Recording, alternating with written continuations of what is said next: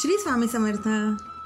कधीतरी आपल्या घरात ही नकारात्मक ऊर्जा जाणवतेच. आर्थिक चणचणही भासते. घरातील व्यक्तींमध्ये कलह क्लेश जाणवू लागतात. यासाठी खूप साधे आणि असे सोपे उपाय आहेत.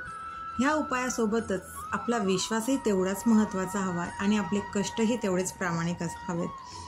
हे उपाय म्हणजे मंगळवार आणि शनिवारच्या दिवशी अखंड लवंग ह्या कापुरासोबत जाळल्याने घरातील नकारात्मकता दूर होते आणि घरात सकारात्मक ऊर्जा तयार होते.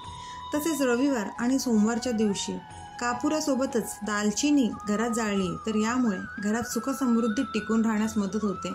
आपली आर्थिक चणचण कमी होते. गुरुवार आणि शुक्रवारच्या दिवशी जर कापुरासोबतच तेजपान जाळले तर घरातील लोकांमध्ये नातेसंबंध सुधारतात. त्यांच्यामधील जे क्लेश कलह मतभेद असतील ते हळूहळू दूर होण्यास नक्कीच मदत होते. आहेत नाही साधे आणि सोपे उपाय. या उपायासोबतच आपला विश्वासही तेवढाच महत्त्वाचा आहे आणि आपले कष्ट पण तेवढेच प्रामाणिक हवेत. आपले प्रयत्नही तेवढेच प्रामाणिक हवेत. श्री स्वामी समर्थ. अशक्य ही शक्य करतील स्वामी.